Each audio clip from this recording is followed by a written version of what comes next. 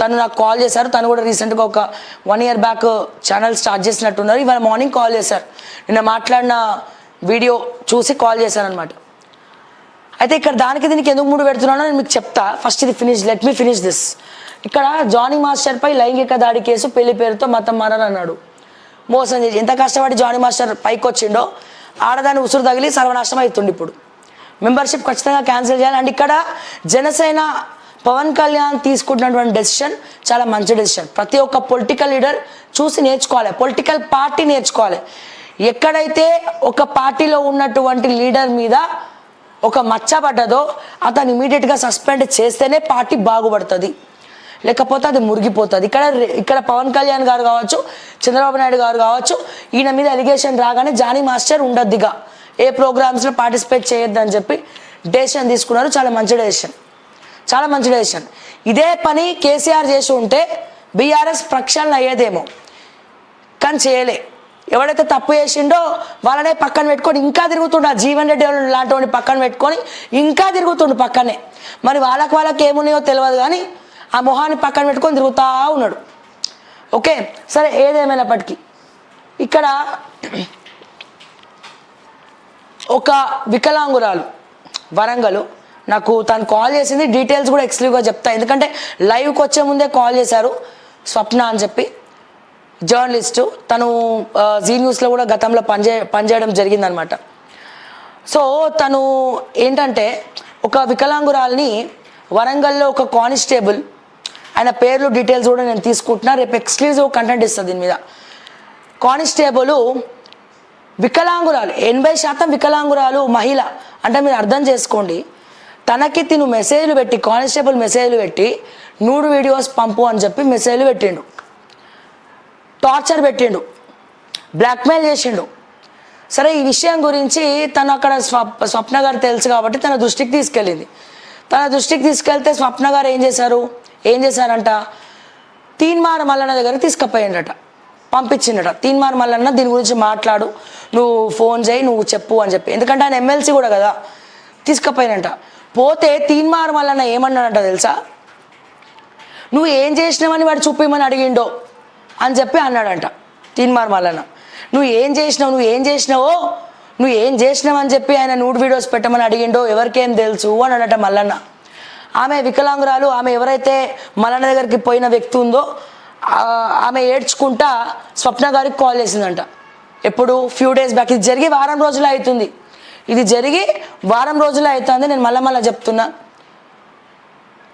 So నువ్వు ఏం చేసినావు అని చెప్పి నువ్వేం చేయకుంటే ఏమన్నాడు, నువ్వేం చేయకుంటే కానిస్టేబుల్ ఎందుకు పంపమంటాడు నిన్ను న్యూడ్ వీడియో అన్నాడట. ఎవడన్నా అట్లా అంటాడా అండి వాస్తవానికి? అది కూడా ఒక వికలాంగురాలని పట్టుకొని, వికలాంగ మహిళని వీడు నూడు వీడియోస్ పంపేయమని అడిగినాడు. ఆ కానిస్టేబుల్ యూనిఫామ్ తీసి 4 బొక్కల దోసి 2-3 కొట్టకుండా నువ్వు అక్కడ కూడా ఎమ్మెల్సీ ఓట్లు గుద్దించుకున్నావు. అట్లా మాట్లాడతారా? నేను చెప్తున్నా, వాస్తవానికి ఇందాకే నాకు కాల్ వచ్చింది, డీటెయిల్స్ కూడా తను నాకు ఈవినింగ్ లోపల పంపిస్తా అన్నారు. సో నేను చెప్తున్నా, సో అంటే ఎట్లా తయారైనరు మనుషులు అంటే. అండ్ మళ్ళా తను కాల్ చేస్తుందని చెప్పి నెంబర్ బ్లాక్ చేసి పెట్టిరట. ఎవరు? మల్లన్న. సో ఏ రకంగా చూడాలా? తను కూడా ఎందుకు నాకు కాల్ చేసి చెప్పిందంటే, నేను మహిళల గురించి నేను మాట్లాడినా, నీచమైన కమెంట్లు పెడతారు, ఫ్రేమ్లోకి వచ్చి మాట్లాడితే, టీవీ యాంకర్లు, శాటిలైట్లు కావచ్చు, అది ఎవరైనా కావచ్చు, ఇంట్లో వాళ్ళు చూస్తే ఏ రకంగా ఉంటుంది, ఉద్యోగాలు చేయనియరు, రకరకాల సమస్యలు ఉంటాయి. సో ఇవన్నీ కూడా నిన్న మాట్లాడినప్పుడు ఆవేశంతో ఒకటి నన్ను లైవ్లో కమెంట్ పెట్టిండు కదా, సో దాని గురించి ఆవేశంగా మాట్లాడినప్పుడు ఆ వీడియో చూసి పాపం తను నాకు కాల్ చేశారు. నిజంగా చాలా బాధ అనిపిస్తుంది. సో అటువంటి వాళ్ళని చెప్పుతో కొట్టాలా నన్ను అడిగితే. అంటే సెటిల్మెంట్లు పైసలు వచ్చేవేమో చేస్తావు, మహిళల గురించి మాట్లాడితే పైసలు రావు కాబట్టి మాట్లాడరు, అంతేనా? అది ఎంత పెద్ద తప్పండి. నువ్వేం చేయకుండా వాడు ఎందుకు పెట్టమంటాడు న్యూడ్ వీడియోలని?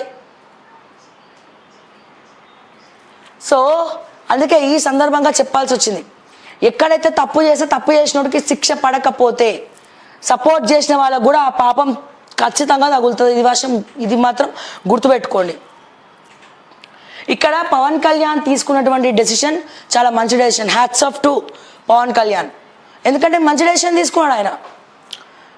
ఇట్లాంటి వాడు నా పార్టీలో ఉండొద్దని చెప్పి సస్పెండ్ చేసి పడేసి వేరే ప్రోగ్రామ్స్ అటెండ్ అవ్వద్దని చెప్పి జానీ మాస్టర్కి ఎక్కడ కూడా అతను ఏ ప్రోగ్రాంలో కనబడద్దని చెప్పి చెప్పిండు. చూసిరా, గది హుందాతనం అంటే అట్లా ఉండాలి పార్టీలు, గుర్తుపెట్టుకోండి. రెడ్ స్టోన్ హోటల్లో నర్సింగ్ విద్యార్థి ఆత్మహత్య, అత్యాచారంగా కుటుంబీకుల సందేహం.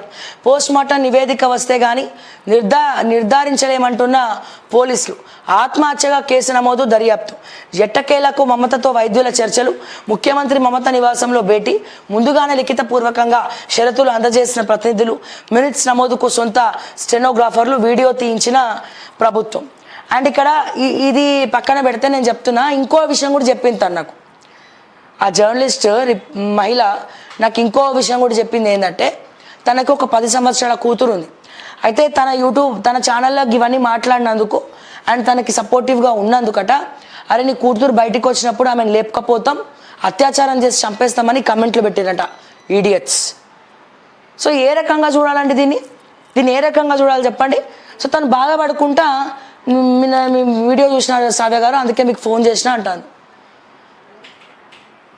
వాళ్ళ పేర్లు, ఆ కానిస్టేబుల్ ఏ స్టేషన్లో పనిచేస్తాడో వాళ్ళ పేర్లు, డీటెయిల్స్ అన్నీ తీసుకుంటా నేను. రేపు మార్నింగ్ న్యూస్లో బ్లాస్ట్ చేయకపోతే నా పేరు శ్రావ్య కాదు. అండ్ ఈ విషయం పైకి తీసుకొచ్చిన స్వప్న గారికి కానీ, తీన్మార్ మల్లన్న టీం నుంచి కానీ, ఆ కానిస్టేబుల్ నుంచి కానీ, లేకపోతే ఆ చెత్త గ్యాంగ్ నుంచి కానీ ఏమైనా థ్రెట్ కానీ ఏమైనా జరగాలో ఖబర్దార్ నేను చెప్తా ఉన్నా.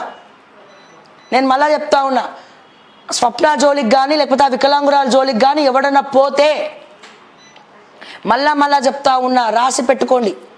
విశ్వరూపం చూస్తారు, ఎట్లా చేయాలో అట్లా చేసి చూపిస్తాను నేను.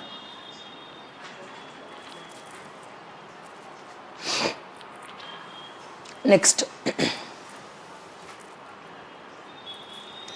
ఖాతాలో ఉన్న నగదు మొత్తాన్ని ఫీజు చేయొద్దు. ఎస్ అయిపోయింది కదా. నెక్స్ట్, అయ్యా 3,000 కోట్లు 10,000 ఉద్యోగాలు.